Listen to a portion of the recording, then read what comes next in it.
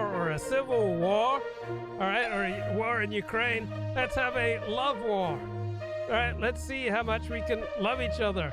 All right, let's see how we can romanticize our lives. Come on, guys. I'm obsessed with it. When I finally decide to get out of bed, I always have to make the bed. I am a tidier. I'm not necessarily a deep cleaner. I don't like weekend chores, but I like my spaces to be tidy and to look nice. I've gotten a lot of questions about this duvet cover. It's from Amazon, and I do have it linked.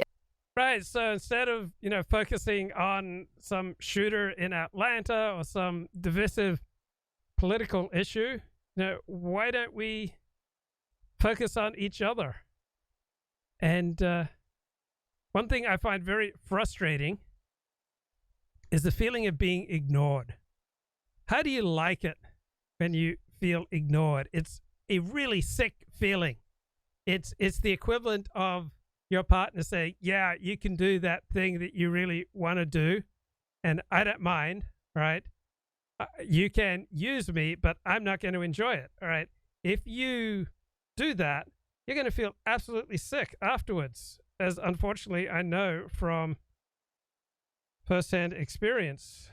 Like, I only did that once, and it's like, no way, I'm never doing that again. So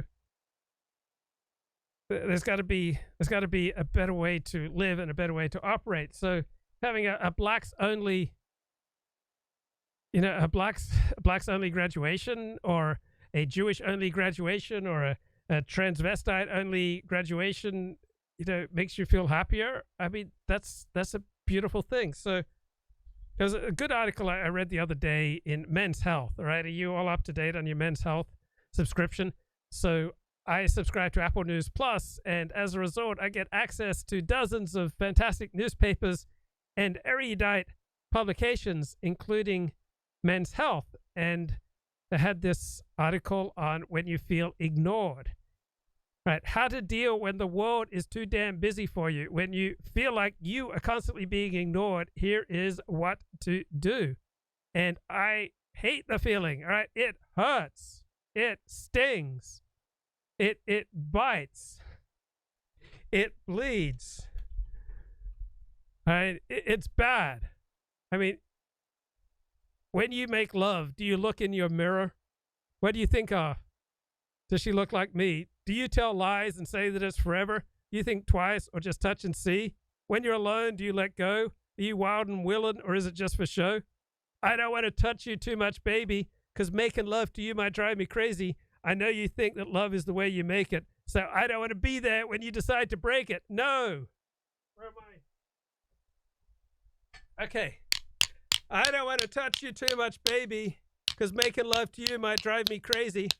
I know you think that love is the way you make it, so I don't be there when you decide to break it. No, love bites, love bleeds. It's bringing me to my knees. Love lives, love dies. It's no surprise. Love begs, love pleads. It's what I need. Okay, awful feeling. So I was thinking a lot about, that awful feeling when you are ignored. And this is how I understand it. When I'm ignored, all right, when I've made a loud, strong bid for someone's attention and they ignore me, I try not to stew over it. Instead, I think about all the ways that I ignore other people and how I intend to keep ignoring other people who are not aligned with my best interests. So then I understand that people who are ignoring me, they do it because they understand it's in their best interests. And then I think about how I can realign myself with reality so I don't stay in this pain of being ignored. So I occasionally will bid twice for someone's attention, but if I don't get attention on the second bid, I almost never bid a third time.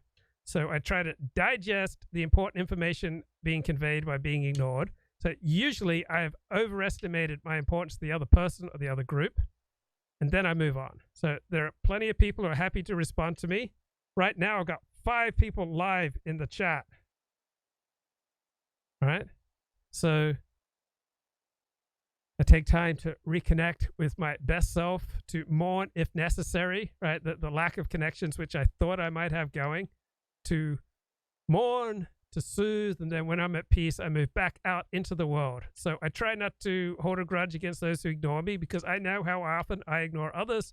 When people who once ignored me get back in touch, I almost always respond positively. So I'm thinking about one friendship. It took, one friend more than 15 years to get back in touch, and I welcome that. So I'd like to think that at the lofty age of 56, I don't cling much. But one of the sickest feelings I've ever had is when I've butted into conversations and social interactions where I'm not wanted. So I don't think that has happened to me very often over the past 5 years, but on the rare occasions it has, it's a very painful reminder that I have lost touch with reality, and almost always because I have a delusional sense of my own wisdom and my own importance. So the more isolated I get, the more ignored I get, the more delusional I get. It's like a downward spiral. While the more connected I get, the better I get. So when I feel bad, when love bites, when love bleeds, when I feel ignored, I try not to distract myself from the bad feeling, the pain. Right? It's just telling me I've suffered a loss in my perceptions, right? My perceptions of reality quite out of whack with reality. So I no longer seek to drown my sadness in crystal light classic orange, or by blissing out with grandiose fantasies. I try to understand what I've learned from the setback, and I grieve. Then within a few hours or a few days, I'm back to enjoying life with the people who love me, like Dennis Prager. Not all therapists do, but I would say at least half. Therapists I've talked to say 2/3, no, 3/4. It's a chance to build unity and community with one another. Office for Equity, Diversity, and Inclusion, Vice Chancellor. It may well, like these black-only, Jewish-only, Mexican-only, Korean-only graduation ceremonies, it may well bring magic and enchantment and enlightenment and unity and energy, right? When you get on the same page with other people, it's a lot easier to do things with people with whom you feel a strong connection.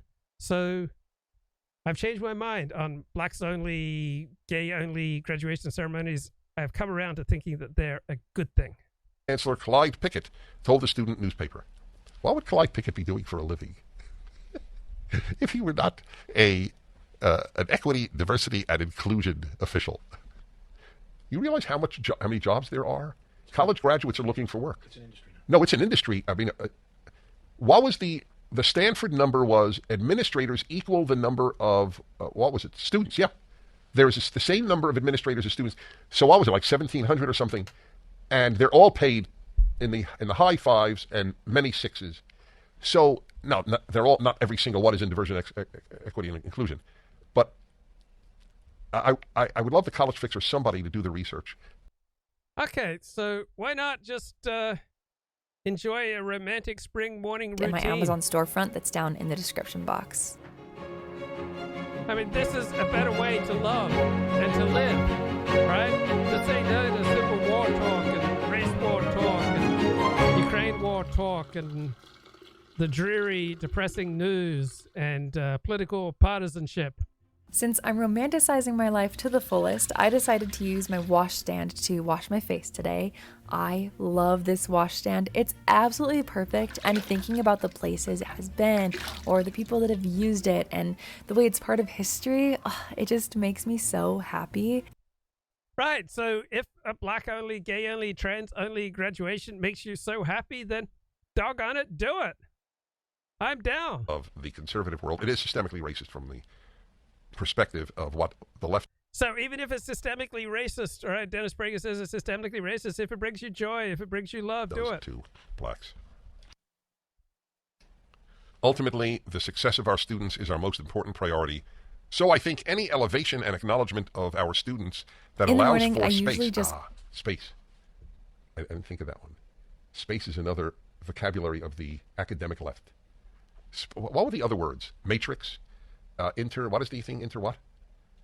Intersectionality. Is there a human living in America who has used intersectionality and not meant some left-wing idea? Space is important, all right? A special space just for your in-group to, get together and, have an enchanted, magical occasion. What did 40 run off to do between streams? Asia Messiah? God forbid. God forbid. I was arranging. I was doing the hard work. I was setting the foundations to make a lot of money. That's what I was doing. All right? Money. Money, money, money. Money, money, money. That's what I was doing. Okay. You think I get to live in this kind of luxury without doing some serious hard work? Has anybody ever said in a conversation to friends, the intersectionality of the matrix leaves us space? Space. These people are cliches. What? There's some numbers just for the University of Michigan. There's numbers just for the University of Michigan? You put it up on IM? Yeah. Well, bless your soul. You're a good man. All right, well, this is very important. Let's see. Just the University of Michigan spends more than 18... It's not wasted. It is spent on people who will brainwash, indoctrinate. Lavender graduation. What's wrong? It's magical. Did you attend a lavender graduation at the University of Illinois? I can't see you at a lavender graduation. Not because of any hostility. Listen, I didn't attend my regular college graduation. I think I went to a movie. I didn't either. You didn't either? Yeah. That's fascinating. You probably went to a baseball game. I probably went to a movie too. Yeah, huh? I You probably went to a... So if people find a way to mark special occasions or to take an occasion out of the ordinary and, do some rituals to say that this is special, then who am I to judge the black, gay, Latino, Mexican, Korean, Norwegian group that does these things, man? Let people have the joy, bro. A movie too. Yeah, that's right. That's your thing. Both the Office of Inclusion and Belonging. Oh, that's a beautiful name. The Office of Inclusion and Belonging. Belonging, that's a new one. No, it is a new one. It's coming all the time. Oh, now it's a big thing? You know why? Because they belong to nothing. There were so many things you belong to in American history. Some non-governmental organization. You belong to a club. You belong to a church. You belong to a synagogue. You belonged to a religious community. You belonged to an American group. You belong to 4-H. You belong to the Boy Scouts. It's endless. They've all been destroyed by the left. Now you belong to the left. It's an accurate term. The Office of Inclusion and Belonging to the Left. That's how we should refer to it. And a separate Office of Equity and Diversity teamed up with Pitt Queer Professionals. Well, maybe they feel marginalized. Maybe they feel lonely. The Surgeon General has got this loneliness task force. I think this is a great idea, right? Are we in a crisis, Mel? A loneliness crisis? We are absolutely in a loneliness crisis. When you see the data that 1 out of every 2 Americans is struggling with loneliness. And I want to break down what this means, Poppy, because you may not realize that you're dealing with loneliness. Like the Surgeon General, I certainly didn't. Right in the middle of the pandemic, I started to wonder, am I depressed? Is this anxiety? Am I spiraling in a mental health crisis? And I realized I'm just profoundly lonely. And so I want to break this down for everybody so you understand what it actually means and what to do about it, because the policies and the recommendations are fantastic. But for you listening, this is something that you have to take seriously, Poppy, because it impacts every aspect of your physical and mental health. And so let's talk about the 3 types of loneliness that we all face, Poppy. The first one is emotional. And this means you feel as though you lack relationships and social connection. Because loneliness, Poppy, is really about the fact that you need connection, you need attachment, and you need a sense of belonging. And for so many of us that either moved during the pandemic or changed jobs or we are working remote, we are missing relationships in our life. And so that's one way you can be lonely. Second way you can be lonely, everybody, is social. That you just don't feel like you belong to any group at all.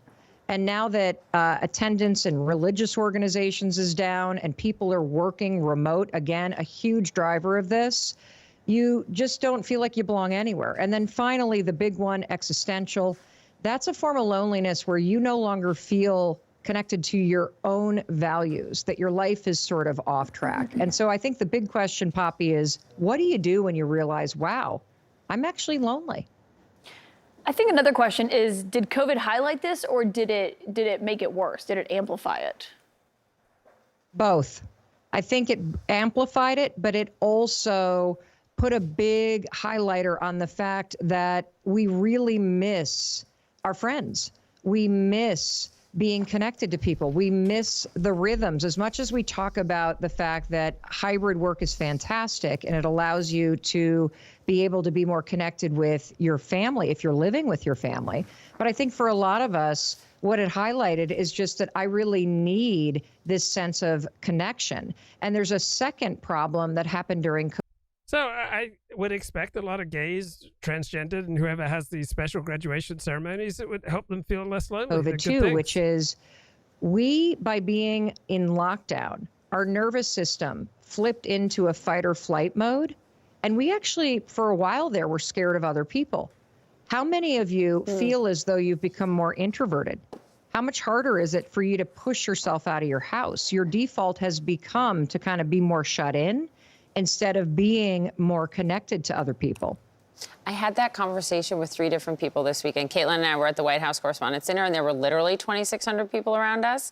And I felt a little bit, I don't know, I was like, am I an introvert? Like, this is not me, but maybe this is me now. And I had this conversation with 3 people who were feeling the same way. Is the solution to loneliness just surrounding ourselves with more people, or no, right? It's about who we surround ourselves with. You're shaking your head. Poppy, you just nailed it. You can be in a room full of people and feel deeply lonely. Yeah. I mean, we've all had that experience, right? Whether it was in middle school or college, where you walk in the first week of school and you walk into a cafeteria and you feel like you're not really connected to anybody. You don't belong. It's about the quality of the connection. You can feel lonely in your marriage. You can feel lonely at work. And so I think the really important thing is to think about, number one, what are you actually doing to create connection with people? And one thing that everybody can do today is make it a habit to text somebody every single day.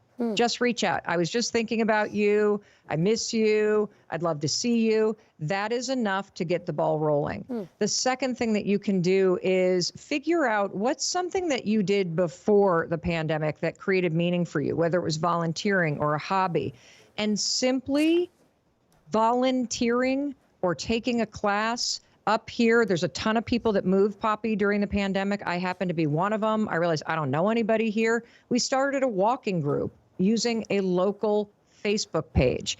And so this is something that I want everybody to take seriously. I think most of us are struggling with a sense of loneliness. We don't see our friends as much. We're not at work with everybody. And it's something I want you to start to change. You got to take.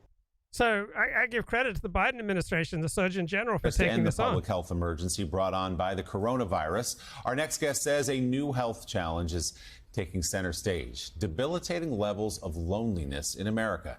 Joining us now to explain, U.S. Surgeon General Dr. Vivek Murthy. Dr. Murthy, great to see you. Great to have you. So this is so important. Yeah. You've got this report out, something that I'm not sure a lot of people appreciate how profound the problem is. And the impacts of it, physical. It can be like obesity. It can be like a lack of exercise. It can be like smoking in what it does to your body. So lay out, if you would, just how deep this problem is in America. Well, Willie, I'm so glad we're here talking about this, because loneliness is a problem that has existed behind the. And one thing that makes people lonelier is astronomical rates of crime, particularly violent crime. When bad people triumph, all right, good people tend to pull their head in like a turtle and isolate. Shadows for too long. And I came to realize this when I first began my tenure as Surgeon General, and I traveled the country and would talk to people who would tell me that they were lonely, but they wouldn't use that word. They would say things like, you know, I feel I have to carry all these burdens in my life. So yeah, good on the Biden administration for tackling this, talking about this. Good on the Surgeon General. So another way to minimize loneliness in your life is to have a strong in-group identity. And you can't have a strong in-group identity without also having some negative feelings about out-groups. So we can help ease the way for people to be more connected to each other by toning down our vitriolic reactions to dislike or fear of out-groups, right? Strong in-group identity is always accompanied by negative views of out-groups. But people with strong in-group identity are less lonely. By myself, where I feel if I disappeared tomorrow, nobody would care, or I feel invisible. Don't feel anything. Right. And it turns out that millions of people struggle with loneliness. So when you dig into the data, what you find is that about 1 in 2 adults in America was reporting levels of loneliness. And these numbers are even greater among kids. But what you also find is that loneliness has serious effects on our mental health and our physical health, raising our risk for depression, anxiety, and suicide, but also increasing our risk of heart disease, stroke, dementia, and premature death. So what is at the root of this, Doctor? I mean, we talked a lot about the phone. We talked about the way technology has changed our lives. I mean, it's a little more insular, even though we're connected in digital ways. As you study the problem, what's behind it? Well, that's the right question. And it turns out that this is a problem that has been building for decades. We have over 40, 50 years seen declining participation in the community organizations. So another reason for declining participation in community organizations is that you're not allowed to have men's clubs anymore.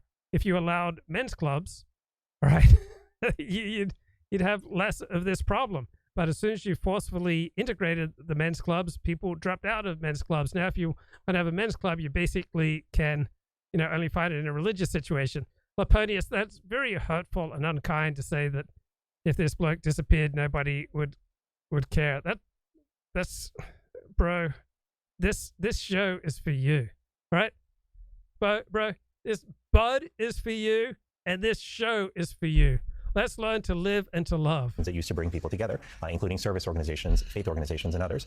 But we're also seeing that our life has changed dramatically. We move around more, we change jobs more often, and technology has utterly transformed how we interact with one another. Now, that can be good or bad. It can help us or hurt us. It's how it's designed and how we use it. But what I worry about is that it has too often replaced our in-person connections with lower quality, online connections, and it's also prioritized the quantity of connections. Right. So we don't want to, prioritize these online connections over the vibrant in-person connections that you can have at Costco or just walking down a street in San Francisco. So, I mean, I'm glad you're here, right? Let's live and love and talk together. But, don't prioritize this show, over real opportunities to live and to love. Now, you're wondering, 40, play more from Dennis Prager. PQP. The Pit Queer Professionals. It's a truly law. PQP need love too. They need community too. They need in-group identity too. They need reasons to celebrate. Civilization. Still want your kid to go to college? Ceremony is an annual ceremony, quote, is an annual ceremony, this is the announcement, celebrating the achievements of undergraduate, graduate, and professional students in the LGBTQIA+ community across all University of Pittsburgh campuses. Other universities have also held race or sexuality-specific ceremonies. The University of Chicago student group will host a specific ceremony for black graduates. What's wrong with that? All right, let's say you go to a black-specific graduation ceremony.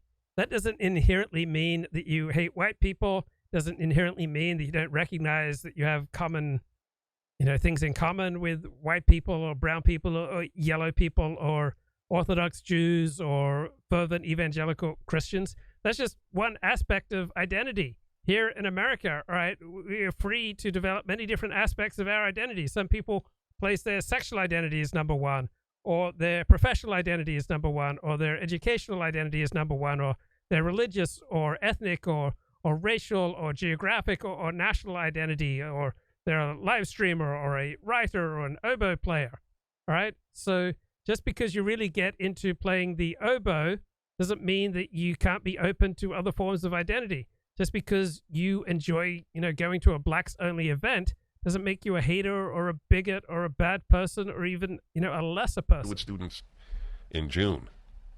The event drew criticism from DePaul University professor Jason Hill, a black philosopher and political commentator. The universities are creating racists. Oh, my God. I want you to know, Jason. Look, the more you condemn racists, all right, just because they have their own graduation ceremony, the more you're condemning people to loneliness. The easiest way to overcome loneliness is to get together with your peeps and to make that A-OK. Hill, I believe you added time to my life. The joy that I had in reading truth, and I kid you not, I have biofeedback. I feel that a happiness or joy-inducing rush just passed through my body. The universities are creating racists, and it's a black professor.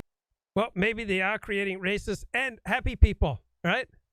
Those two things can coexist. So helping some black students develop their in-group black identity, right, will make them less lonely and probably happier and more effective in life. They want They could live in an affordable home rather than having to live, in many cases, downtown, where there are not only no homes in general, but an apartment is very expensive. So this is Dennis talking about advantages and disadvantages of working from home. On the other hand, not meeting people on a daily basis, I have to believe for many people there is a toll paid, especially if they're single. What do they do on a regular basis to meet people? I don't mean meet people to marry, just meet people. You live stream. 1-8-Prager-776-877-243-7776. You go for a walk. You go to Starbucks. You know, I could broadcast, and I made this decision years ago. I could broadcast from anywhere I want because I have the machinery to do so. I can broadcast from home, but I chose to come into the studio and be with people. If there is a solitary profession, I assure you it's talk show host. Right? I mean, you sit basically alone and you talk to people. And of course, I frequently do that on the road. But I chose, and it's a better show because I interact with people. Now, some of the people I interact with are troubled souls. Yeah, he was about to say it was the nicest thing I ever said with him, and then just as he was about to say it, I said some of them are troubled souls. But you know, troubled soul doesn't mean you're not a nice person. Of course it's better to interact with people. Why is that even debatable? So it's a mixed bag. I mean, obviously, if there were no advantages to working at home, it would be a non-issue. People would have clamored to get back to the office. But I have to believe that there is something beneficial to getting dressed nicely, which even that is dying, which is a very, very big price that the society is paying. Terrible price. But generally speaking, most people are dressed way more informally in the house than they are when they go to the office. I mean, there are people who spend the day in I don't know, pajama bottoms. I don't know what it might be. And hopefully they would not go to the office wearing pajama bottoms and some t-shirt top. 1-8-Prager-776, how has it worked out for you? And do you agree, even if it's worked out for you, that society is paying a price? Of course, there's another price, but I can't say that I'm particularly saddened by it. I mean, I have sympathy for the businesses that have been terribly affected. But San Francisco, what was it, this major office building that was originally, $800 million is now $300 million or something? It was $300 million. It was $300 million, and now it's what? $100 million? $30 million? I don't know. Anyway, it's lost a vast percentage of its equity because nobody's going to the office in San Francisco. So think of all the restaurants. Forget the office buildings, just all the restaurants that no longer have customers. It's an interesting question. So does the person who works at home take a lunch break and go to a restaurant? I guess not. They probably eat at home too. Is it right? Would that make sense? Or have it delivered? Yeah. So you don't socialize that way either. You're not around people in the restaurant. You either have the food delivered or you make it yourself. But I can see it being advantageous if you're trying to raise kids. I assume, in any event. Interesting. This is an interesting one. Bellflower, California, and Mark, hello. Good morning, Dennis. It's an honor to speak to you. Thank you. I've been listening to you for many, many, many years. Yeah, Dennis, the lockdown has created a lot of alcoholics. And what I mean by that is before the lockdown, I never would drink wine. And during it, I was introduced to it, and now I can't kick it. So I sought help. I'm a vet, and I went to the Veterans Hospital, and I was told by my primary care physician that I'm not the only one, that it's a lot of people that are addicted to alcohol now. So that's something that is negative as far as what it's done, and it's not helping society because I'm missing work. A lot of people are missing work, and I think it's a problem that needs to be addressed. Wow. So you said you have friends to whom this has happened as well? Yes.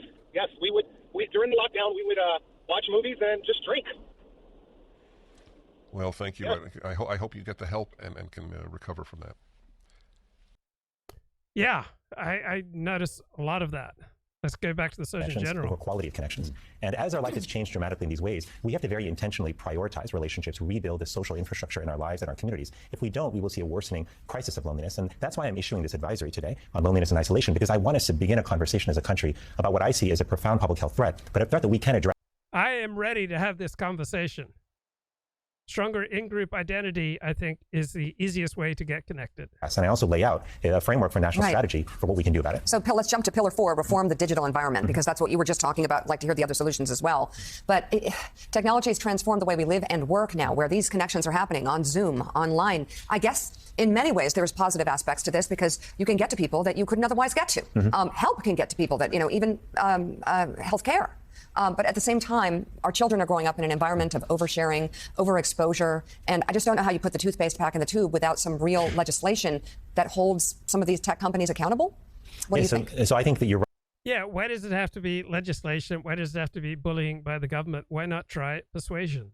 Right, that we need a combination of changes in practice and changes in policy to ensure that technology helps us and doesn't hurt us. Now, a lot of the benefits that you mentioned, Mika, are true, and I've experienced them as well. When I was growing up, it took a month for me to write a letter to relatives in India and then to get a letter back. Right. And now I can just video conference with them at the This is kind of boring. Well, then learn to romanticize your life. This is exciting. For chefs, pastry chef. That's You are the main character of your They've been life. on the Food Network and have won so many competitions, and I decided to go try their croissants today, and wow, they're so good. Tell me this isn't exciting. This is so good. Be the main character of your life, Laponius. Oh, candles. We need more candles. Light and love.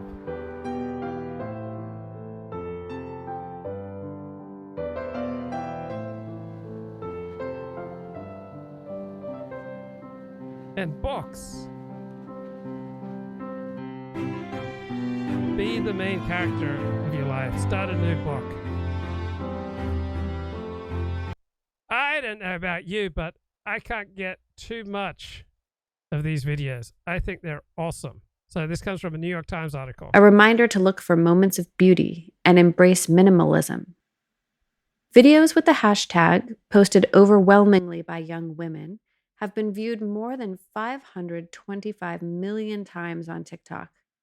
There are also more than 28,000 posts referring to it on Instagram, where images include sunsets by the water, elegantly plated dinners, and dainty cups of tea.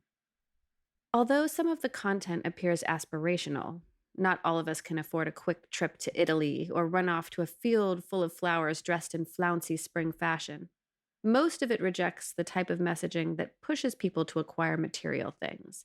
And it likewise renounces the that girl aesthetic that promotes a one-size-fits-all path to well-being, replete with green juices, journaling, and working out. One Reddit commenter found joy even while washing coffee pots at work. After putting a little soap in the pot, I gently squeezed the bottle to blow bubbles out, the user wrote in a thread about romanticizing. I love bubbles. Another Reddit commenter wrote, I buy celebratory paper plates from the dollar store and use them when I feel like being festive. They have all different holidays, mermaids, robots, weddings. It's a boy. I go ham. On a YouTube channel called Malama Life, a lifestyle blogger in Hawaii watches the birds outside of her window, waters her plants, and slices her favorite fruits for breakfast. It gives me a reason to wake up in the morning, she said. Experts say the romanticizing trend may have endured in part because it is a new way of exploring mindfulness, the practice of paying attention to the present moment and becoming aware of your physical sensations, thoughts, and emotions in a non-judgmental way. It also offers a sense of agency, a feeling of control that has been sorely lacking as the pandemic grinds on. It's being positive about the things that life has to offer, regardless of whether the circumstance is what you imagined or wanted, said Ashley Ward, 26, whose 2020 TikTok video about romanticizing has been viewed more than 3 million times. You can't control everything in your life, but you do have control of how you view your situation. Jake Cohen, 28, a cookbook author whose avocado toast video was viewed almost 400,000 times on TikTok, said romanticizing is about finding meditations in our daily rituals. Some may see it as, quote, extravagant and pointless, he added. But if I want to romanticize my avocado toast or challah braiding, that's my business to bring some extra beauty to my routine. The trend draws wisdom from different domains like mindfulness, positive psychology, and the Danish custom of hygge, but it's being presented in a way that's engaging and keeps it fresh, said Eric B. Lukes, an associate professor of epidemiology, behavioral and social sciences and medicine at Brown University and the director of the school's Mindfulness Center.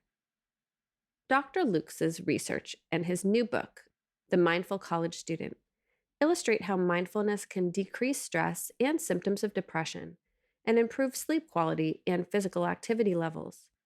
Romanticizing your life intersects with mindfulness, he added, in part by helping us become more in tune with ourselves. If we're trying to build a life that makes us happy and put ourselves in the center of it in a kind way, well, each of us are different, he said.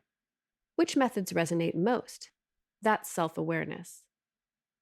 Intertwined in the online conversation about romanticizing your life is the main character trend.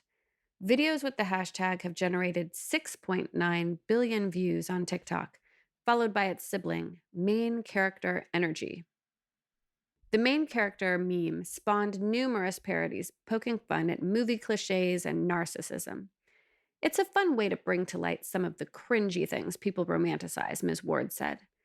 But being the main character has also become a sincere reminder to let your actions drive the narrative, much like a film's protagonist would. In Ms. Ward's TikTok video, the camera is positioned high above, peering down at the beach where she reclines on a towel. The overhead shot conveys that she is the main character, and the simplicity of the imagery allows her earnest voiceover to take center stage. You have to start romanticizing your life, the narration begins. You have to start thinking of yourself as the main character, because if you don't, life will continue to pass you by, and all of the little things that make it so beautiful will continue to go unnoticed. So take a second and look around and realize that it's a blessing for you to be here right now. That's awesome. Main character energy. You have to start romanticizing your life. You have to start thinking of yourself as the main character. Because if you don't, life will continue to pass you by. And all the little things that make it so beautiful will continue to go unnoticed. So take a second and look around and realize that it's a blessing for you to be here right now. Main character energy. I love it, man. So much wisdom in the New York Times. Her audio track has since been used by numerous other content creators, like Angela Liguori, a travel influencer and photographer who paired the sound with a montage of the far-off locations she visits. A main character has a full sense of agency, and what the pandemic took away from us was that sense of agency, said Sherry Turkle, a psychologist and professor at the Massachusetts Institute of Technology, who researches people's relationships with technology. Becoming the main character is also a way of creating a more authentic self and making space for who you are, she added. Because if you don't, life will continue to pass you by. And all the little things that make it so beautiful will continue to go unnoticed. So take a second and look around and realize that it's a blessing for you to be here right now. This is awesome. But how could one not be moved and excited? You have to start romanticizing your life. You have to start thinking of yourself as the main character. Because if you don't, life will continue to pass you by. And all the little things that make it so beautiful will continue to go unnoticed. So take a second and look around and realize that it's a blessing for you to be here right now. Hey, what the heck? Where are my viewers? I'm down. I've been live streaming for 39 minutes and 25 seconds, and my viewership is cratering. And I'm letting you know that you should take on main character energy. All right? You're the main character of your life. You should be celebrating that. You should be living and loving that. I think there's been a convergence of wanting to, in our isolation, find our identities in a kind of heightened way, and one in which we assert our individuality, she said. Olivia Berger, a mental well-being coach in London, has written about the various ways people can begin to romanticize their lives, and has a 28-day challenge on her website to, quote, help you celebrate living for the smaller reasons and fall in love with life again. During the pandemic, she said, a lot of people have been looking for ways to create joy and find that happiness internally and make the most of what they had. It may also lead to a larger question. What truly brings us happiness? Is it that expensive vacation or that new piece of clothing? Or should we stop waiting for that picture-perfect moment and start enjoying the present? You can find so much joy in free things, Miss Berger said. Taking the time to jump in rain puddles with your child, for example, or stopping to enjoy a cup of tea rather than multitasking while you drink it. It tastes so much better when I put my focus on it, she said. This Man, article was read by Christina that's Carone. beautiful. Thank you, Christina. That's a fantastic article. Right, so we should celebrate what's going on in England with the coronation. That's gonna bring a lot of joy to people. Now you're wondering, what do Dennis and Julie have to say? Fire someone than if you're not part of a union. But the reason why they didn't go after the police unions is because they knew if they would go after those, they'd have to go after the teachers unions as well. They couldn't selectively hate one union and then support another. That's my theory. Because the teachers unions are a disaster. Oh, they're malicious. They're worse than a disaster. Right. They're actively destructive of children. And we see now President Biden, it's just totally... By the way, did you see this talking about actively destructive of children? An article in The Atlantic of that just came out. We have to bury the hatchet and no recriminations over mistakes made in the 2 years of COVID.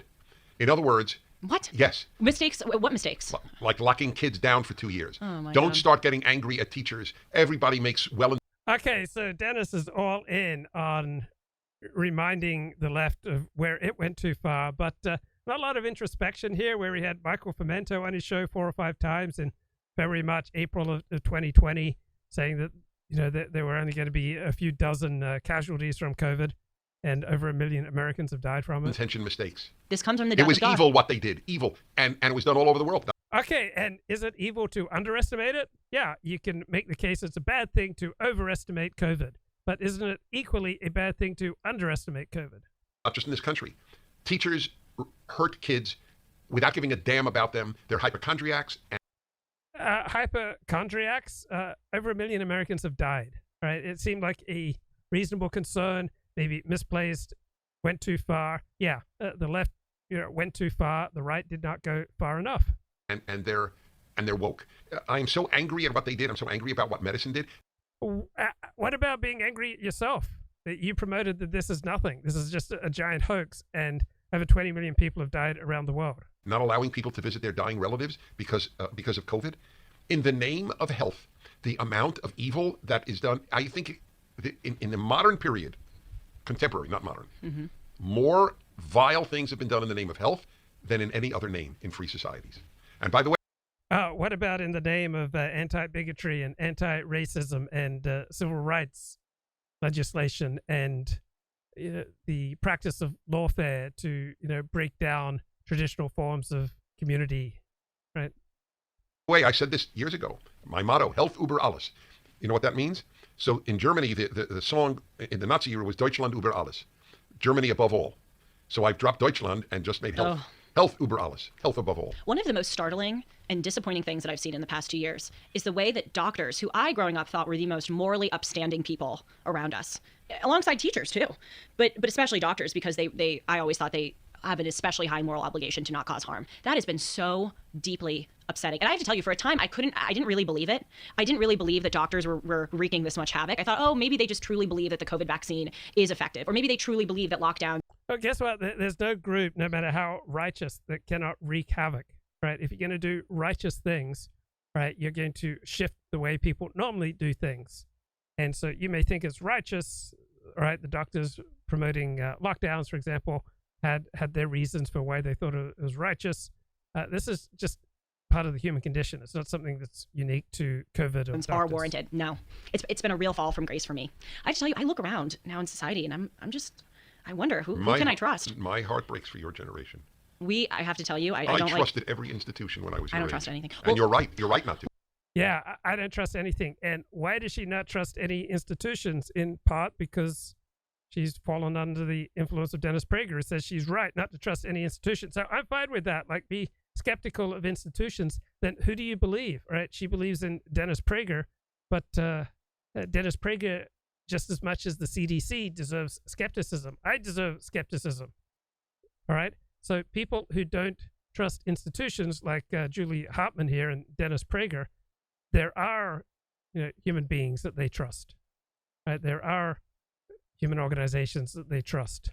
So maybe those other forms of group identity deserve scrutiny as well. Well, what scares me so much, and I talked to you about this on the phone the other day, is that people my age, like... Remember what you were about to say. Okay. Let's declare a pandemic amnesty. Just 2 days ago, The Atlantic. We need to forgive one another for what we did and said when we were in the dark about COVID. I wasn't in the...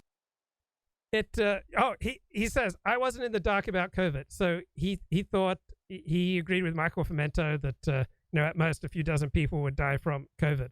But he's letting us know that he is so much wiser. He's claiming he wasn't in the dark about COVID. But he was in the dark about COVID, just as much as the excessive lockdown people were in the dark about COVID. And we do need to forgive each other, right? We do need to get out of these endless cycles of reaction and recognize the humanity, the flawed nature of humanity in our opponents and in ourselves. Dark about COVID. In April 2020, I headlined.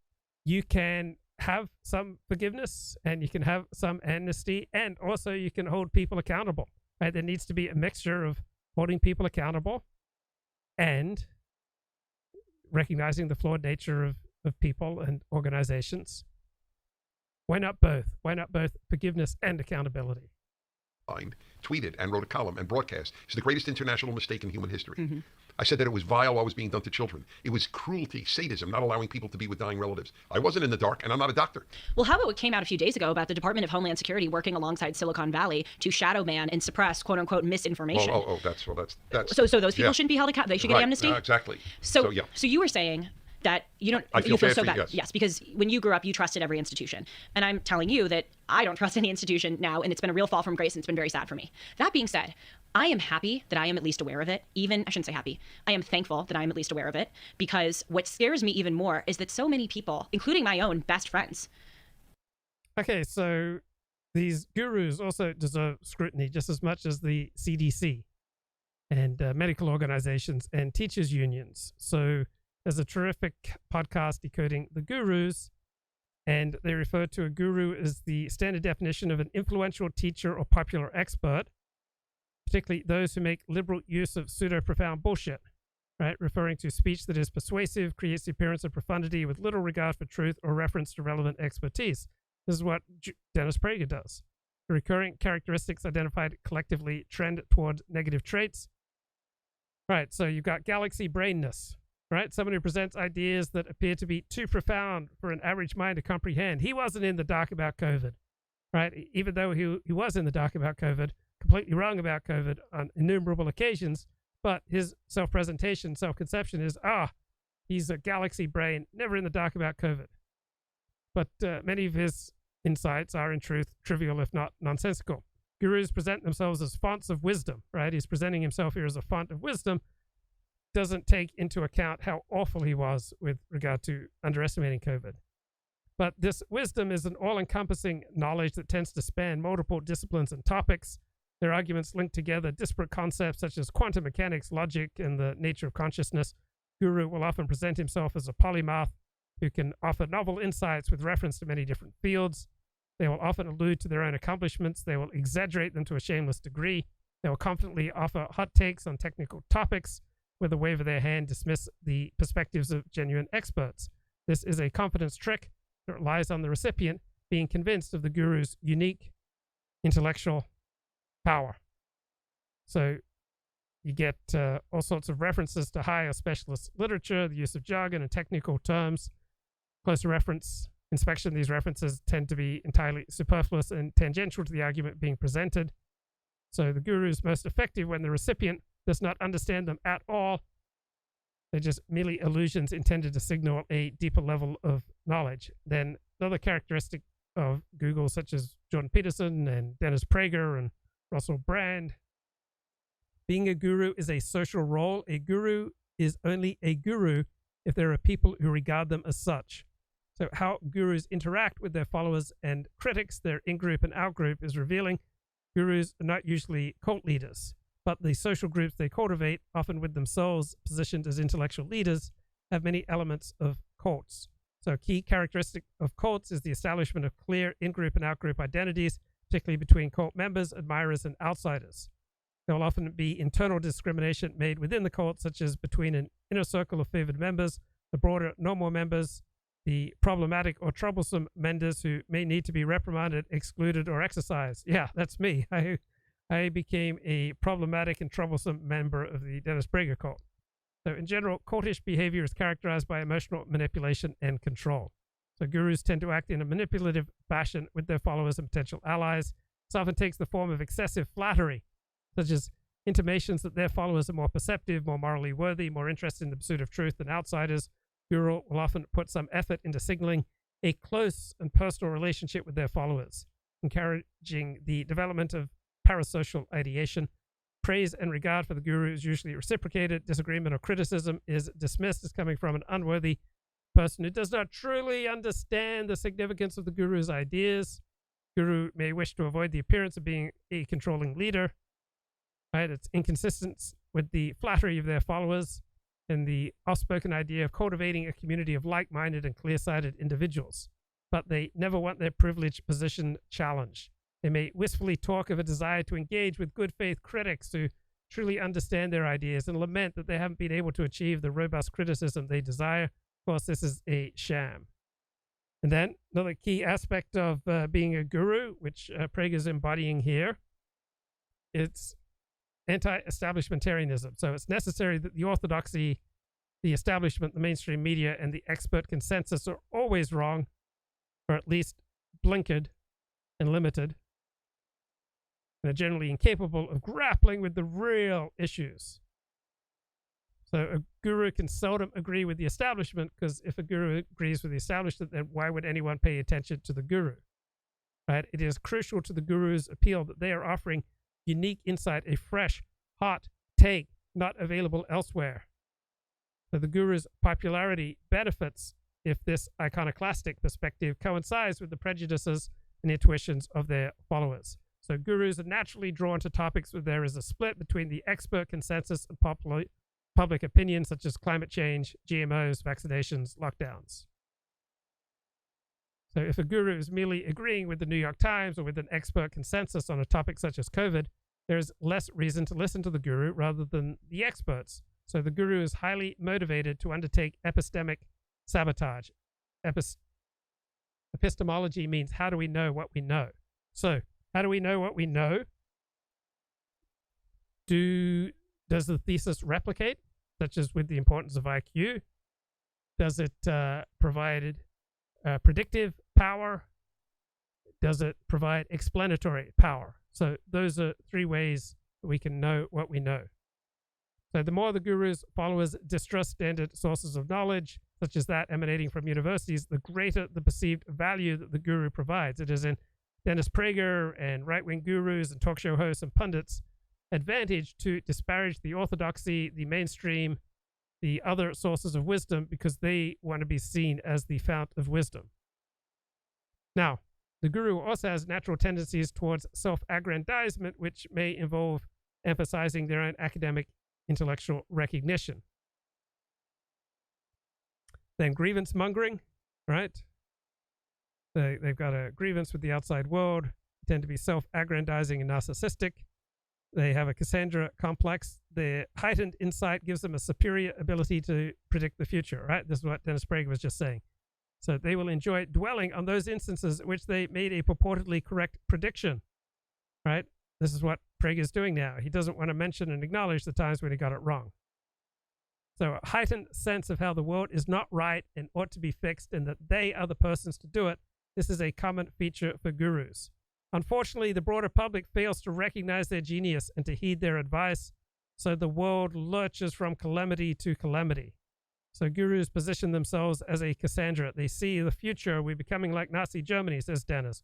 We're becoming like Joseph Stalin's Soviet Union. He's warning us of these possible calamities. He says we're in a civil war already, and all this evil could be avoided if only Dennis was heeded. And the followers then gain a positive role for themselves. They are supporting, defending, and promoting the guru and making the world a better place. So gurus tend to have revolutionary theories. They tend to peddle pseudo-profound bullshit. They engage in a great deal of conspiracy mongering, because if the mainstream and the orthodox and the establishment are wrong, then the only way to consistently maintain this argument is to buy into conspiracy theories, that you have the real special knowledge that nobody else can see. Right? Now, to be a guru, you must set yourself up not only as uniquely insightful, but above and apart from all orthodoxies, from the establishment, from established political and ideological groups. So the guru must go beyond standard heterodoxy, contrarianism, and skepticism into the realm of conspiratorial ideation. This is because the expert consensus tends to supply the most reasonable and evidence-based perspectives based on current information. So the guru is in the position of needing to provide a strongly contrasting perspective and to supply the argument that backs up their bold claims in a compelling way. So this leads them inevitably down the path of bespoke conspiracy mongering. Bespoke means individualized, with an alternative view of events that authoritative sources can't or won't tell you about. So conspiracy theories require a suppressive network to explain away the lack of evidential support and why nobody serious is willing or able to accept their theories. Totally trust these institutions and don't know how thoroughly corrupt they are. And that's worse, because at least, I'm very careful about who I choose as my doctor, for instance. Well, it's they not are way worse too for them psychologically. True, but it's worse for them in the long term. I would rather know than not know. No, I couldn't agree with you more. It's like the old question, if you could be given an injection to be happy all the time and unaware of what is happening, would you take it? You wouldn't take it. I wouldn't take it. I don't know if your friends would, but that's the world they live in. Well, you're right. I wouldn't take it, but the problem is they may be happy in the short term, but then long term, when they take many doses of the COVID vaccine and God forbid something happens to their health, they're not going to be happy. So the thing that continues to just amaze me is how little people know about what's really going on in this country. For instance, I keep mentioning I was having a debate with this person about the Electoral College, same person I was having a debate with about Trump versus Biden. And I said to him, this is a 65-year-old corporate lawyer. I could tell that he was in some ways quite well-read, smart guy. And I said, because he was talking about integrity, and I said, well, do you think what the Clintons did in 2016 with the whole Russiagate scandal is, morally upstanding? And I said, are you aware of the Steele dossier? No, he had no idea what the Steele dossier was. I said, are you aware of the special counsel John Durham investigation that has found that both James Comey and Robert Mueller lied about certain very important things about their sources of the dossier? And nope, had no idea. I say, do you know that Mark Zuckerberg gave $450 million to privatize election procedures? Or that Twitter actively suppressed the Hunter Biden story and in fact removed the New York Post account because the New York Post was the first one to bring it up? Nope. Okay, but luckily Julie and Dennis have the special knowledge, so they'll tell you what's really going on. All right, Pac West Bancorp stock falls 55% in after-hours trading. Remember, I did a big show 2 weeks ago about the coming disaster in both commercial property and regional banks. No idea. Do you know that the Department of Homeland Security was collaborating with Silicon Valley to shadow ban things? No idea. I can go on and on and on. It's one of my mottos. And they laugh at me. We know what they don't know. They laugh. They laugh at me like I was on QAnon, whatever the hell QAnon is. They laugh at you like Bill Maher laughed at me when I said the left says men menstruate. People can watch it on YouTube. It's gone viral. Millions of views. I was laughed at. Who says that, Dennis? You know what? It just happened. I had Juan Williams on, a major liberal commentator. He's on Fox and he writes for The Hill. To his great credit, he came on the show. And I said to him, well, I'm just curious, what do you think about having 6-year-olds in so many schools go to, what do you call it? The Drag Queen Story Hours? Yeah, Drag Queen Story Hours. How did I know exactly what you were talking about? Because I saw the look on your face. I have a blank on that terminology. Drag Queen Story Hour. Mm-hmm. And sexualizing children at the age of 5 and 6. And telling them that they're not boys and girls, because they don't even use boys and girls in most schools anymore. And his answer was, I can't believe it's happening. You'll find this to be interesting. I have a suspicion that some, not my close friends, but some of my more peripheral friends have this false notion that I've been radicalized because they truly believe that the things that I just mentioned to you, which are 100% true, and by the way, shouldn't even be deemed right-wing beliefs because they're just facts. They think that those things are conspiracy theories. They think that I have gone onto QAnon, again, whatever the hell QAnon is, I still don't know. and I do a lot of conservative research, never met anyone who's been on QAnon, never heard of it before the left made a huge deal of it. They think that I go on these like crazy rabbit hole, radical right-wing sites and come up with these conspiracy theories that are totally fact and mainstream. I mean, I know it seems obvious to say, but it just, I can't believe that this is our world. There are really bad things going on. And they think it's just made up. That's why I told you these two stories. Oh my gosh. Yeah, so I get the sense that a lot of them want to distance themselves from me because they think I'm nuts. I think we'll end with this. I got a question from a young person on my fireside chat. Mm-hmm. For those who don't know, I do a fireside chat every week for PragerU. There are a lot of viewers around the world, mostly young people. And it's a half hour every week. We've done 262 of them. So that's a lot. You can really binge. Anyway, I got a question from some young person somewhere. How do I know what to trust? How do I know what's true? It's a very, very real question. So I like being under pressure because I do my best under pressure. Others are different, but I do. I do too. Really? Mm-hmm. That's interesting. It's because of all my swimming. Oh, that's right. Makes sense. Mm-hmm. Well, I didn't swim. I mean, I can swim, but not competitively. Anyway, I came up with an interesting answer. I came up with a few answers. What do you think of this answer? I said, those who wish to censor others are usually lying. And I'd never come up with that answer because it's a very good question. How do you know who's telling the truth? On any given, is it the left or the right? Dennis is so good at coming up with these amazing sounding insights, but is it true? Right? The left wants to censor, let's say, racial vilification, wants to censor vaccine skepticism, etc. But are they lying, right? If they want to, reduce the amount of racial vilification on social media, I don't think they're lying. So no, I don't think there's any connection between the desire to censor, say, social media and whether or not one is telling the truth. It sounds an amazing insight, but it falls apart upon analysis. Well, if you are telling the truth, you are okay with those who differ with you speaking their minds. And in fact, you want them to. That's right. Because it exposes their lies. Yes. If what you're saying is really true, so you this want should that. be a giveaway to all. Unless you think that, lead to thousands of people dying. Then if you believe that without more censorship on Twitter, thousands of innocent people will die, right? Your motivation is not, primarily because you're lying. Your motivation is because you're trying to save the lives of thousands of innocent people. You may be wrong, but it's not primarily about your lying. So I just thought this was a classic trip, showing Julie going down the rabbit hole with Dennis Prager. Now you're probably wondering, 40, tell me more about this. Good to be with you, Brett. It sounds like this is a really serious problem. It is, Brett. It turns out millions of people in our country are struggling with loneliness and isolation. And I know this in part because as I've traveled around the country, I've heard so many stories from college students, from busy parents, from elderly people in our country who all talk about their struggles with being alone. They don't use that word often, alone, but they'll often say things like, I feel like I have to go through everything in my life by myself, or I feel if I disappear tomorrow, no one would even care. Loneliness is both incredibly common, with 1 in 2 adults reporting measurable levels of loneliness, but it's also Okay, you can hate the Biden administration, but, don't hate this guy. He's doing something good. This is important. This is good.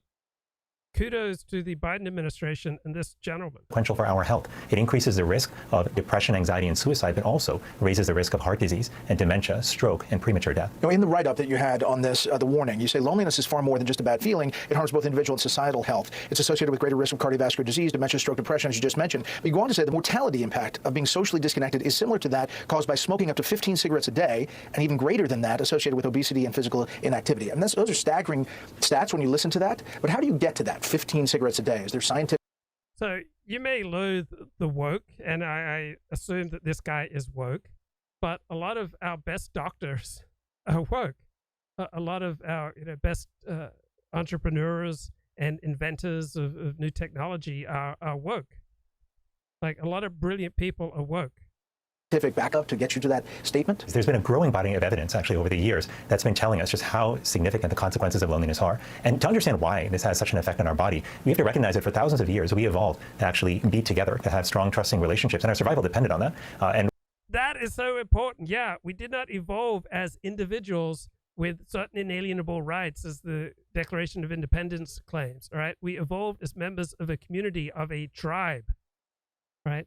people are best understood as members of a tribe or a nation, a community, an extended family, not as individuals with certain inalienable rights. So this liberal notion that we're all just a bunch of individuals with certain inalienable rights, right, that predisposes people to loneliness and to a foggy and flawed understanding of reality. When we were separated from one another, that actually put us in a stress state where our safety was at risk. We were more likely to get attacked by a predator. So when we still experience loneliness and isolation, we feel the stress of. Right. You are less likely to be attacked by a predator if you're in the middle of the pack. If you're not in the middle of the pack, you're in danger. If you are completely out in the forest of life on your own, you're very much in danger. You've got to look at Chimp Empire on Netflix and see what happened to Porky Pie. Right. He went off on his own. Then he was found by members of an out-group, and they slaughtered him. Right, rest in peace, Porky Pie.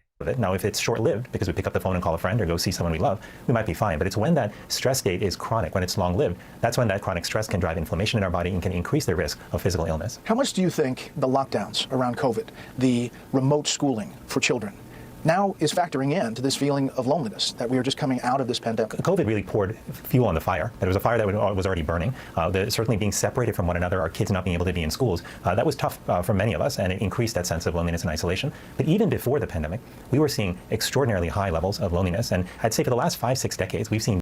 This is a much bigger problem in America than in Australia. Like, America has never had the level of social connection, social capital, and social trust that England has had, right?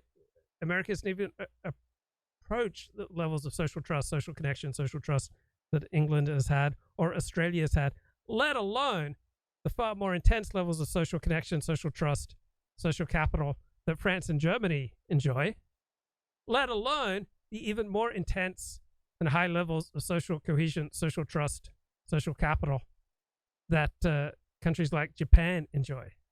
So America, because of its diversity, Americans feel very little in common with each other, which tends to predispose people to loneliness without that strong in-group identity. Decreasing participation in community organizations and faith organizations.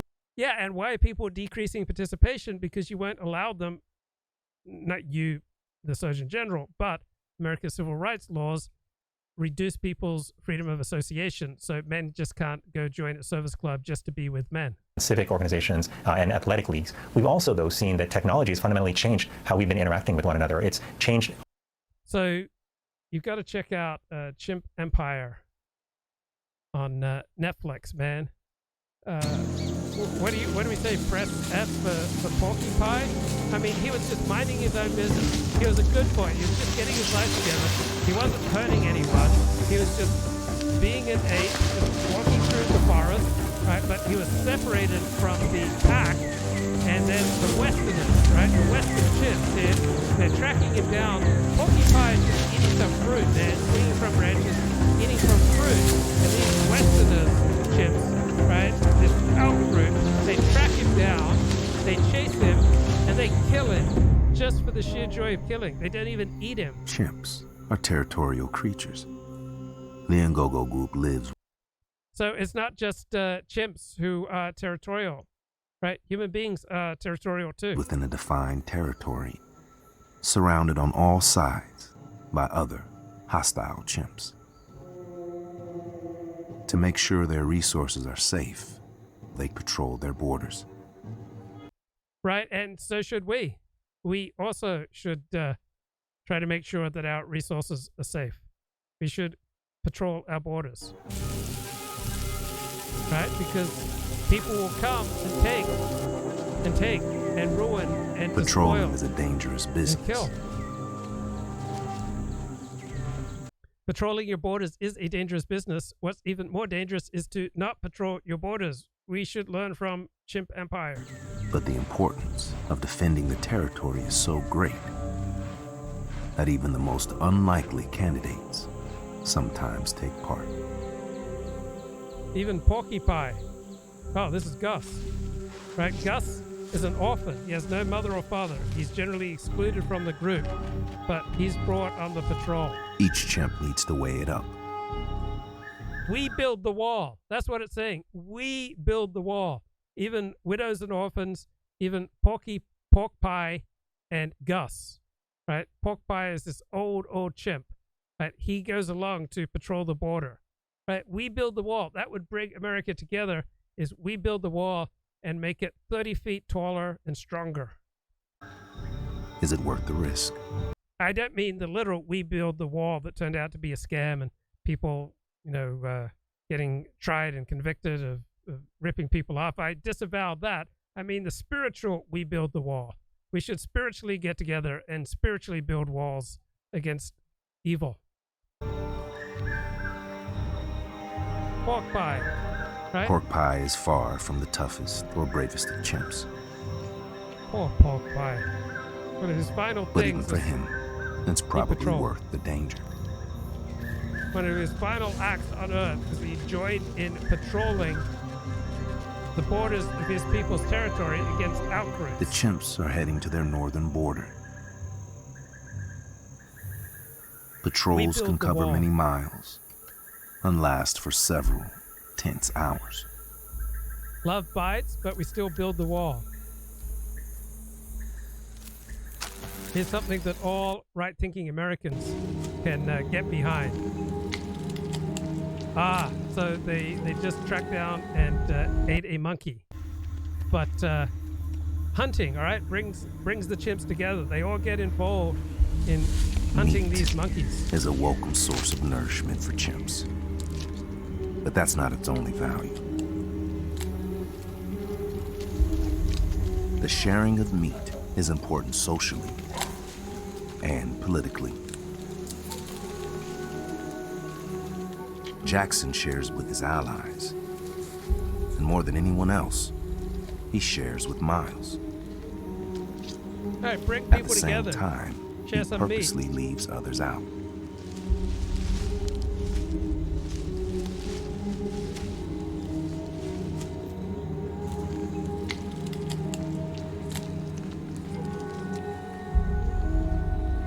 So you can't have connection Abrams' without leaving. exclusion is a sign that, for now, Jackson still holds power at Ngogo.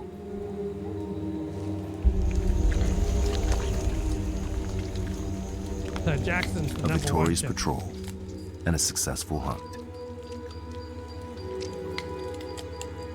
Today's been a good day, right? Jackson remains on top. Right, this is all episode 1, Chimp Empire, Paradise. How to keep paradise. Now they find dead pork pie. You have to be prepared to build the wall, to fight for your paradise, for your in-group. And now they discover that their mate pork pie is dead, been killed by an outgroup of Western chimps. I mean, just the devastation on their faces. All right, because they failed to be sufficiently He was caught vigilant alone about the threat from outgroups. and killed by a rival group. Right in the middle of Ngogo territory.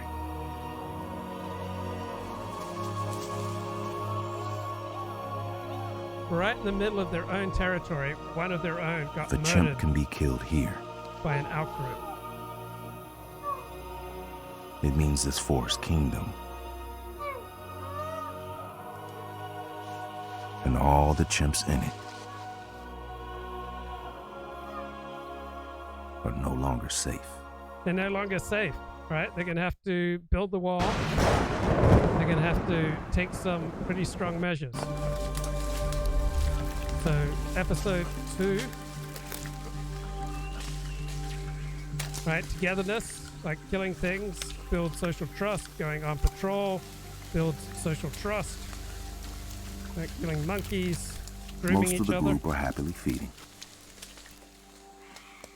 Rollins and Damien are not.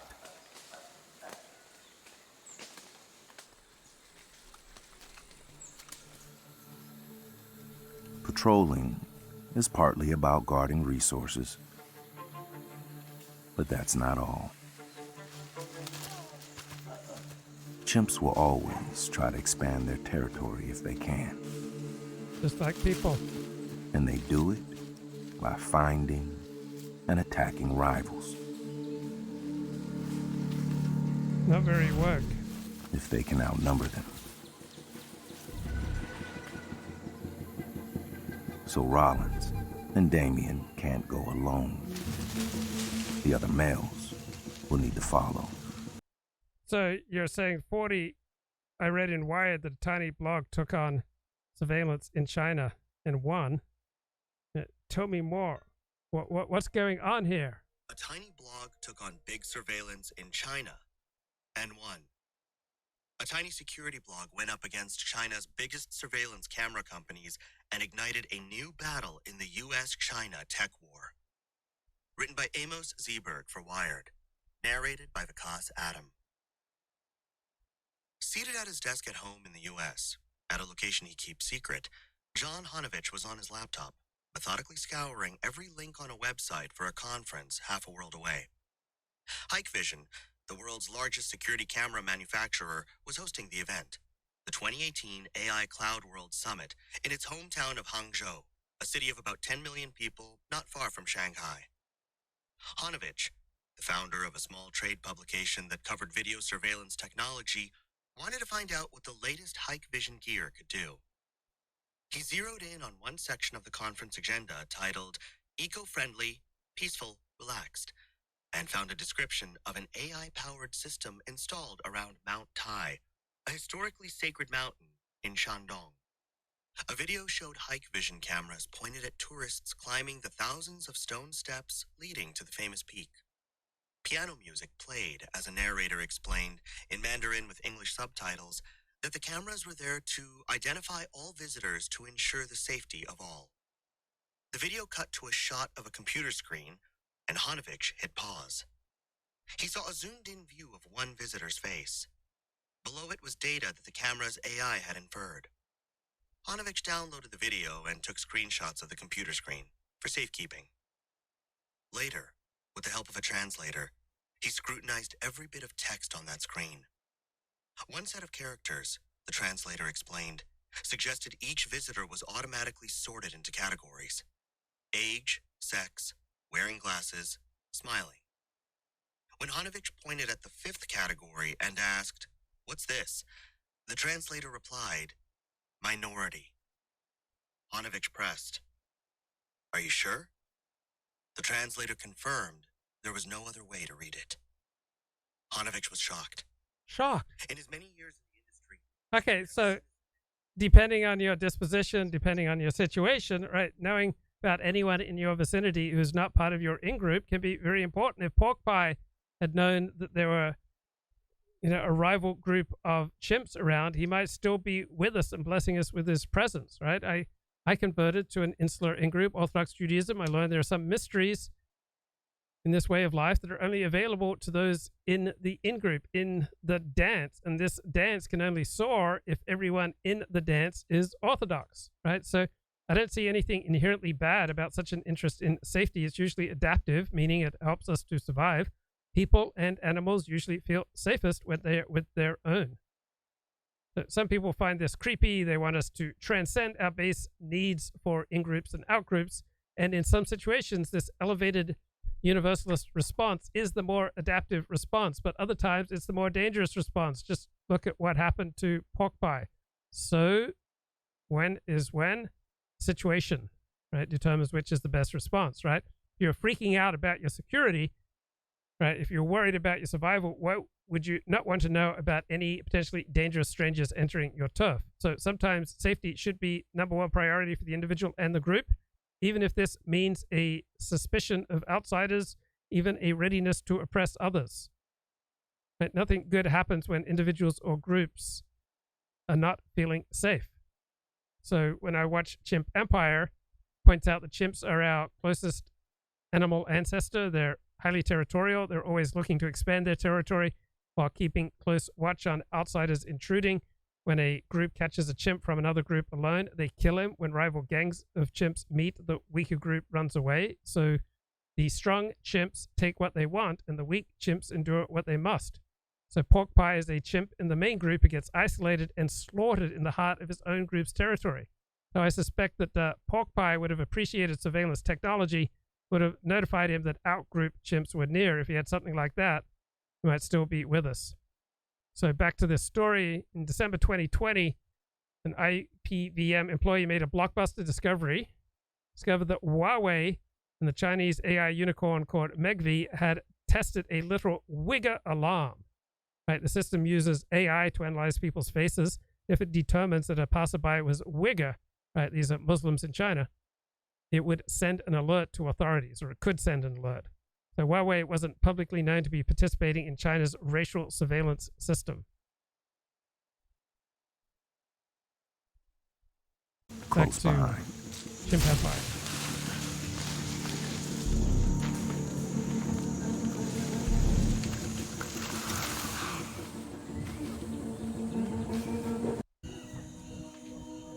So they go on patrol together, they hunt together, Like they group humans. together. Chimpanzees are social creatures. But unlike us, So being social is the opposite of loneliness. But being social means you've got an in-group, and stronger your attachment to your in-group, the more likely you are to have negative views of out-groups. their ability to form relationships is limited to members of their own group. Why can't they be more woke? Why can't they be more universalist? They are inescapably territorial So sad. and tribal. So sad. Maybe human beings are too. Maybe human beings are inescapably have an element of territoriality and tribal identity. Maybe that's just how we're wired. They are in conflict with a bigger, more powerful group. So the odds are stacked against them. For now.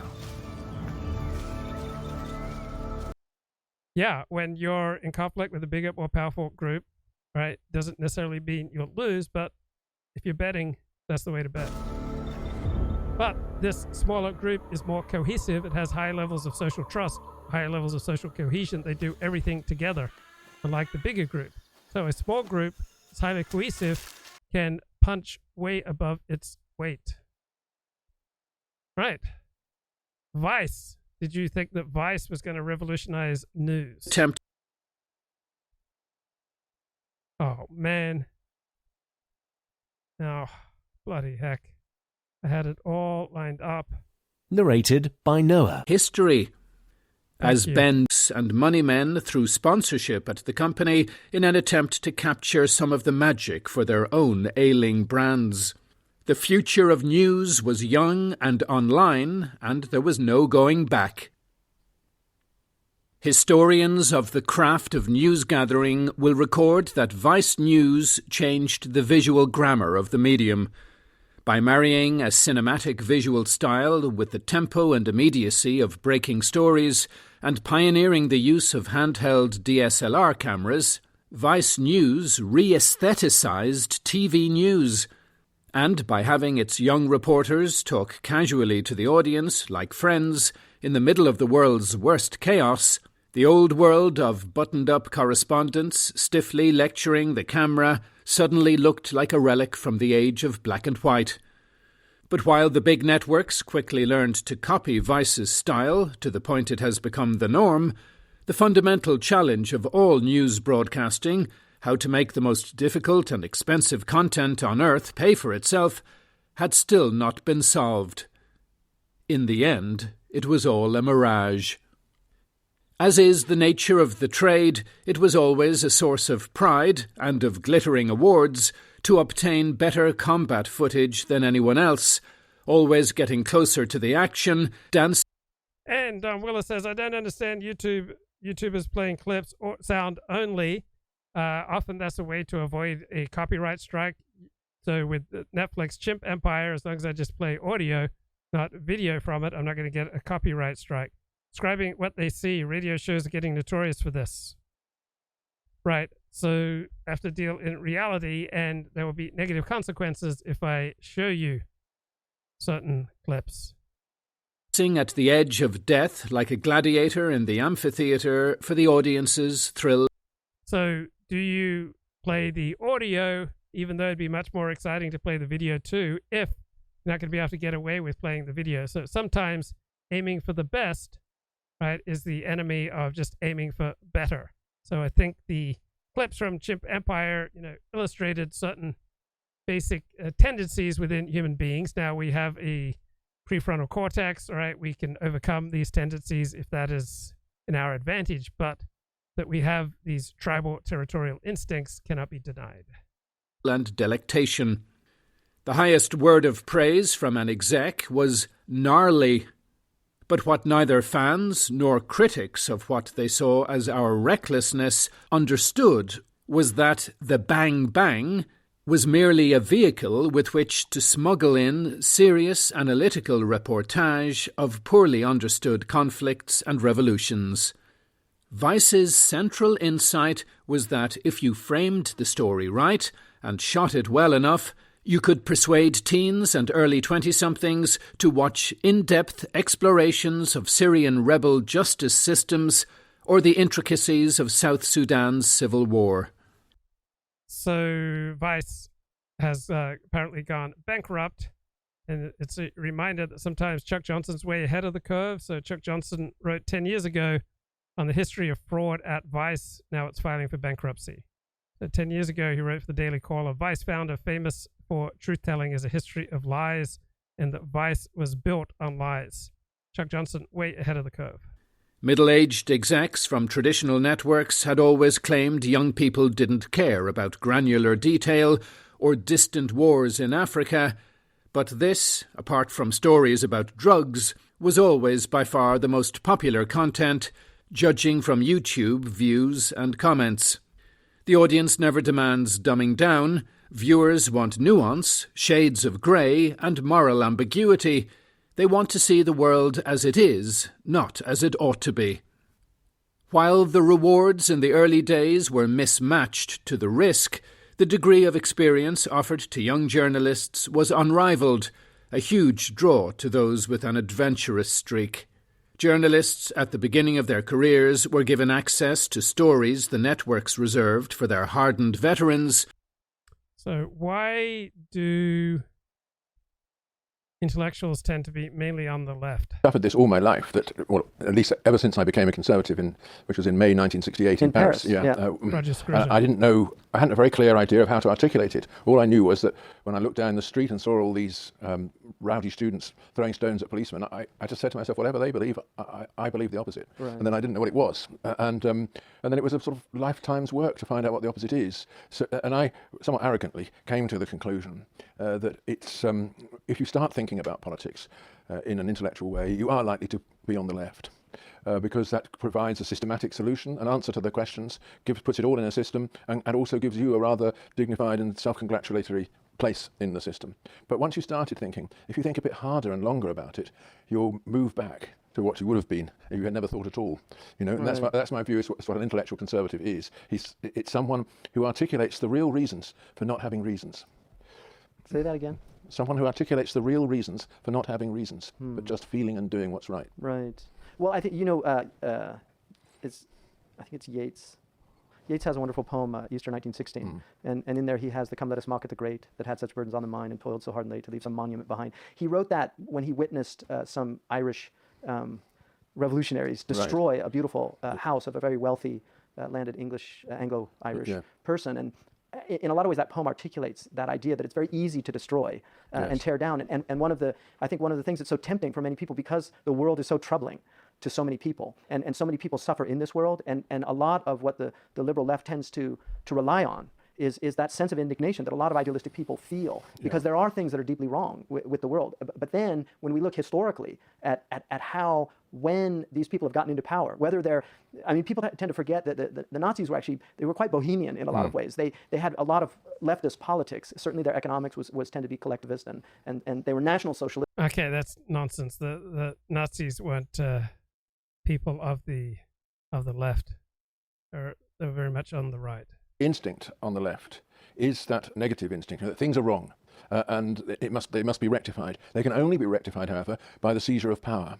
And so we're going to seize power in order to rectify them. But once you've got the power, the negative is still there in your heart, because it's driven you all along. That's the thing which has inspired you. So you set about destroying things, punishing. Well, the left wants us to transcend our human nature, to become ever more elevated, ever more removed from our tribal territorial instincts. people. You find classes who are to blame, the Jews, the bourgeoisie, whoever it might be, and you don't get out of that negative structure. Right. And I felt that's what I felt very strongly in 1968. That okay, of course there are things that are wrong in France, but there are also things that are beautiful and right, and you've got to go through this and come back and rescue those things, which is much more important than destroying a few obstacles along the way. Right. Yeah, so people on the right, they think that traditional ways of doing things probably better than untested, newfangled ways of doing things. Right, Owen Benjamin says, atheists bring up a good point. You can't prove God with science. That's why it's faith. You also can't prove evolution, vaccine effectiveness, or that you're standing on a spinning ball with science. It is faith. My faith leads to gratitude, abundance, in a large family. Faith in godless emptiness and being defended from monkeys leads to despair, addiction, isolation, and suicide. I can draw a correlation that one faith is better than the other. My faith is not in the boner, hat, pope, or any of the nonsense, just in the divine order, the forgiving, fair, and eternal creator. So how can you get a handle on what's true or false? So if you got a thesis that's testable, that provides predictive power, that provides explanatory power, that consistently replicates, then you're probably dealing with something that is true. Blake has an interesting, he says, the hand of vengeance found the bed to which the purple world. It's extremely corrupting to see things in this Foucauldian way. Instead of asking the question, is what Hamza saying true? I ask the question, what power is advancing behind that? You then disappear from the picture, right. And also what you said disappears from the picture. Yeah. I'm no longer engaging with you, I to thou, at all, right. Because without the concept of truth, there is no. So Ronnie Goodman, who I've had on the show many times, he wrote a terrific book on conservative victimology, conservative sense of cultural oppression. He uses Michel Foucault to deconstruct the left. So Foucault's not all nonsense, trying to understand like who benefits from an arrangement or a rhetoric or an ethic, right? That seems like one reasonable way of, trying to understand what's going on. Real engagement between people. All I'm seeing is the power that's speaking through you. And that's, of course, you can look at the whole of culture in that way, which is essentially what the postmodern curriculum is. Right. Taking one writer, one philosopher, one musician after another, and just talking about, like Susan McClary on Beethoven. This is fantasies of rape speaking through this music, It's extremely boring after a while because it's totally mechanical. It's a lens. I mean, one of the things I say about critical theorists, that if it was a lens, that it might be useful sometimes to just peer through that lens. Perpetuates this negativity and has done. If you're not, the typical conservative in my reading of events is someone who looks around himself and he finds things that he loves, and he thinks, well, those things are threatened, they're vulnerable, I've got to protect them. And it's not often that you find on the left somebody who looks around and finds things that he loves. It's always something that's gone wrong, something that is even hateful, and we've got to mobilize against it. If you've lost any sense that actually the world is lovable and that there are things therefore to be rescued in it, you have actually lost the sense of why there is such a thing as a community in the first place. And that, I think, is one of the things that I felt very strongly throughout my life, that there really are wonderful things that we've inherited. All Americans, however, whatever position in society they are still heirs to something rather remarkable. A rule of law which goes on perpetuating itself from generation to generation. If only people knew how rare that was, they would see that they've got to fight to preserve it. And the same with so many other institutions that we inherited. I couldn't agree with. Okay, let's get back to commenting on how Vice News thought it was going to revolutionize news. And repaid that trust with a fervid dedication to their craft. I was a green 31-year-old reporter when I started, with only the Libyan War, Tunisian Revolution, and a strange months-long sojourn with tribal rebels in Sudan under my belt.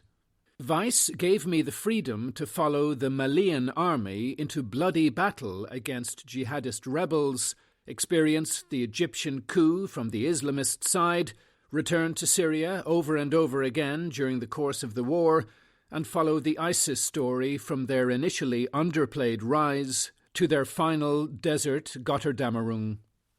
And, like ISIS, Vice was a 2010s phenomenon that wrongly thought it could take on the giants and win. Perhaps that strange kinship between the decade's two great disruptors is why Vice News was the only Western network ISIS let embed with them in Syria and Iraq. This isn't as wild as it sounds. ISIS watched us and we watched them. As the Syria reporter for years, focusing on ISIS, I watched the terrorist group copy Vice's style in their videos as very online Western millennials took over their output, syncing cinematic DSLR footage with hypnotic music and thrilling action sequences. Yeah, so a lot of people think they are the future. Turns out they have a vastly exaggerated sense of their own perspicacity, their own wisdom, their own talent, their own abilities. So I thought when I started blogging in 1997, 1998, that I was the future of news. So this New York Times article, Carlson's text that alarmed Fox leaders, right? They just take it for granted that this is offensive, but whether or not his texts are offensive is just entirely subjective, and there's just no humility here on the part of the New York Times. They just think it's just out and out obvious that Tucker was texting things that were offensive, while I think there was a lot that was morally elevating in what he was texting. Young Western ISIS fighters and social media influencers were constantly messaging me on Twitter, critiquing my films, and either asking me to join them or threatening to kidnap and behead me next time I deployed. I have... Okay, so instead of playing Total Football, right, you're watching Ted Lasso, you learn about Total Football, where there's no fixed position in soccer. Like, everyone is constantly watching other members of the team and filling the gaps. So maybe we should play Total Social Capital by rewarding good behavior and punishing bad behavior. And, oh yeah, about the writer's strike, which is shutting down show business. So I used to just be knee-jerk anti-union because it was a restriction on human freedom, and it distorted the economy. But I've kind of come around. So even if, let's say, the writers are wrong for going on strike, if you participate in the strike as a writer, you will deepen your bonds with other people, with your in-group, with your society, with your community, right? So right and wrong is important, but if no matter what you do, all right, it's not going to make any difference, then perhaps there are more important things than right and wrong in certain instances. Maybe what's most right for you is to connect with your in-group, your fellow writers, and go protest, go gather here, go gather there, support each other. So I didn't think in my younger days about the communal aspect of belonging to a union, the social capital in belonging to a union, the reduction in loneliness from belonging to a union, the shared sense of excitement when you embark on a common project together. So in my old age, I'm starting to think maybe unions aren't so bad. Sometimes. That's it. Bye-bye.